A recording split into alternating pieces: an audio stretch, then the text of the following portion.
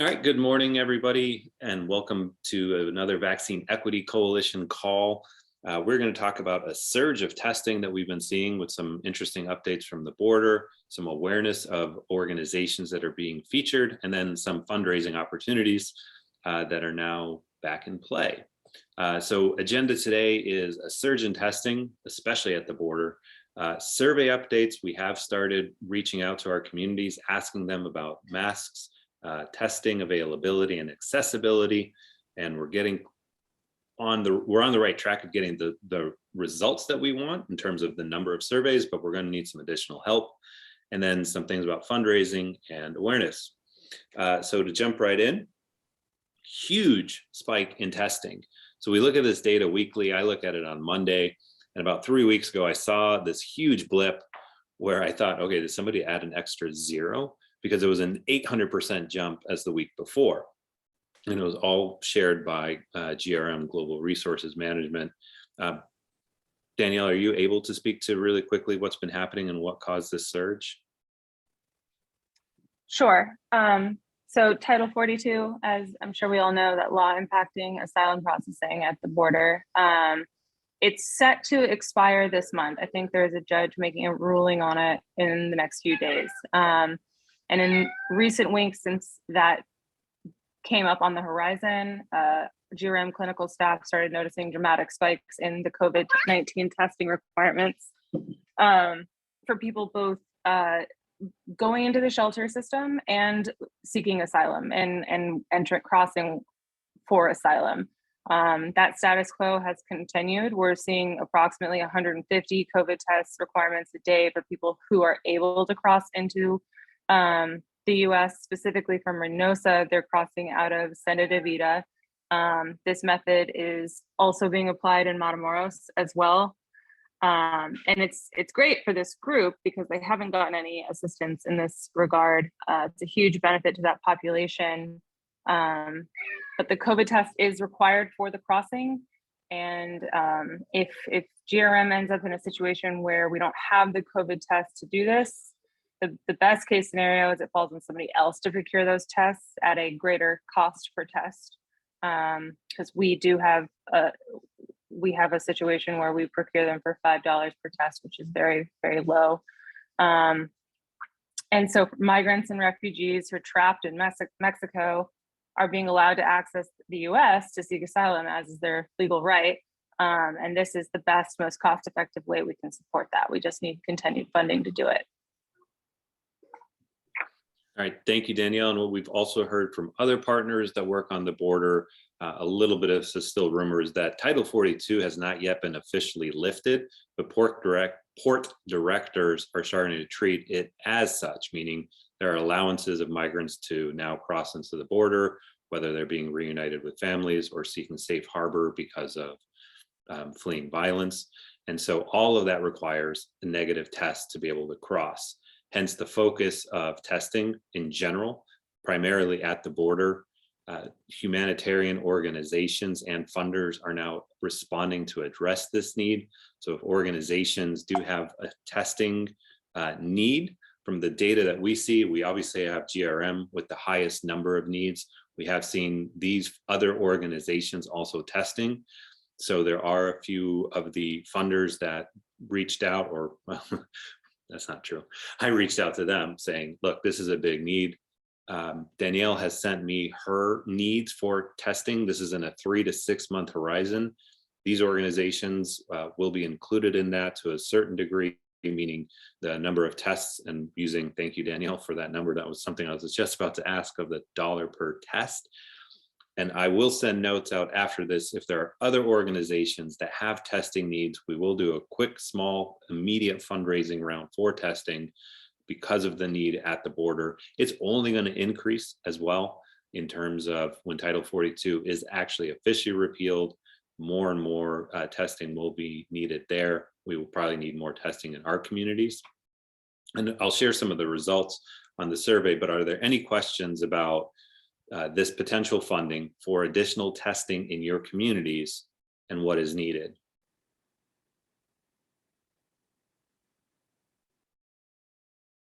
And the ask here is, this is a smaller amount, so we're talking in the $5,000 to $10,000 range. Please don't create a new program if you haven't been testing before. This is more of an immediate address rather than creating a program to do testing. So more will be sent in the email about how to essentially apply. We do have a couple of funders that reached out, and we'll be responding starting tomorrow. Next is the survey. We've got about 32% of the responses back. And so next week, to be able to get us closer to the 100% target of having enough that's statistically significant, Jamal will start reaching out to individual organizations about any ways we can assist. A few nights ago with East Bay Sanctuary Covenant, we sent out a text to around 4,000 people with a link to the survey. We also translated it into Thai for Thai CDC. And if any organization would like it translated into any language, whether it's Korean or French or any, we can do any language. All we need is just the translations. So the way that works is Jamal will send you a link where we already have the survey questions in English, Spanish, now Thai. We can make the translations within a day. So get those turned around, because we are trying to finish the survey in about 3 weeks. I did take a look because I'm really super curious. Of the responses that were there, going back to testing, 83% of the recipients, and again, this is just, I'm going to asterisk this, this is early results. So we don't know whose surveys we're looking at or what regions they are in. But a large number of people do have access to testing kits. 83% of the responses that we've already received said, I can get a testing kit. Boosters were surprising. One of the big things we're still pressing funders on overall for the coalition is that the communities that we seek to serve and benefit are under-vaccinated proportionally. That said, this coalition is very effective because the boosts were, I think it was like 68%, where the national average is about 50. So we're still very effective at what we do. And this survey is very helpful to be able to prove that and continue fundraising for the needs of the organizations in the coalition. Jamal will share this link in the chat, but congratulations to CCIJ, who are hosting or taking part in a national panel on vaccination awareness, particularly for those community members in detention. April, are you on the call? Do you want to just mention what this is and what our target audience would be? Thanks. Right, it's a panel on what's been happening with vaccines in immigration detention, or what hasn't been, and both on the more on the ground level as well as on the advocacy and policy levels, what we've been working on, with California serving as a case model and our VEED program really grounding that. All right, thank you, April. So the link is there. It is June 1st at 11 a.m. PST. If anybody else also on these, in advance of these calls, wants to share, bring attention to any of the other panels or webinars or anything that we like to feature and have this coalition co-promote and be able to get the word out there, please just send them to me in advance. Thank you for April for doing that 2 days before the call. It was like, perfect, like, here we go. Now we can share it, make sure it gets elevated, more people are informed. Still no word on awareness as well. I still have no feedback yet on the National Geographic article or where that may stand. Does anybody actually had one of their community members interviewed on site? Looks like not. Fundraising. So overall, there will be a quick appeal for the testing kit to address the surge that is happening. At the wider level for the coalition itself, there is still a need at the national level. The target communities that we're serving are under-vaccinated in comparison to the rest of the population. With the survey results that we're seeing, particularly in boosters, we are seeing the efficacy continuing. We are still vaccinating overall as a coalition in around the 300 to 400 per week. The reach in terms of webinars or text or social media posts is there. We feel very confident that over the summer, we will reach collectively 1 million marginalized immigrants, which would be a huge accomplishment. And there are still 4 funders that are essentially considering funding this coalition to be able to continue our work through this year and potentially early into next year, because we know right now, seasonally, we're in a safe zone. The cases are down, infections are down, but as we enter into fall, things will change. And a couple of things will change. Obviously, we know this is a seasonal virus like many cold viruses, but a big thing that will most likely happen, not only for fundraising, but also awareness, is pediatric availability for the 0 to 5-year-olds. So what's been the holdup, and why has that not been allowed? A couple of things have happened, and Jamal, if you could just share an article for those that just want to be interested. As I mentioned at the start of this call, my daughter just turned 3 years old yesterday. And so it's a big thing of, I would love to get her vaccinated, but I can't. Why? Two things happen. Omicron BA.2. So when the original vaccinations for the 0 to 5-year-olds, they're very small doses. They're about a quarter of what we would take as adults. The data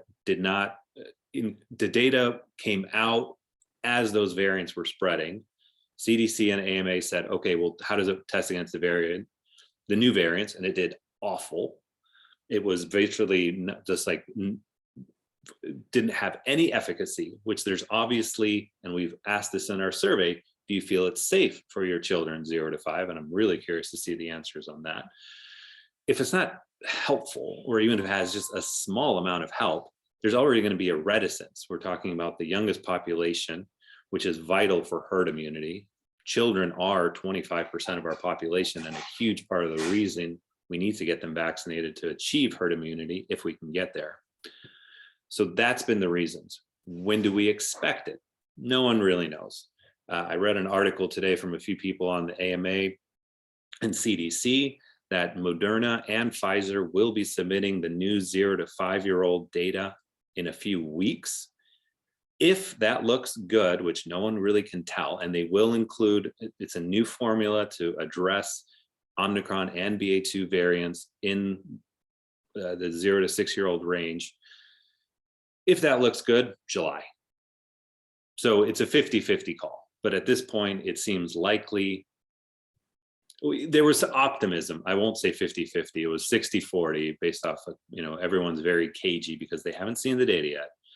But if things go well, and Pfizer and Moderna, of course, because they're private companies and they would stand to benefit commercially, are saying that it's very effective in their early trials. They've just presented the data. It will be reviewed over June, and then it takes 2 weeks for the CDC and AMA to say, go for it. And then there's a campaign to inform people about it, which will be obviously part of our coalition's duty, as well as media, while combating certain things like Florida saying we shouldn't do it at all because it's just a bad idea. Thanks, Florida. Any questions or thoughts, or does anyone know any different, or have heard anything different? That's the summation, because I know a lot of organizations are holding on big outreaches when that happens.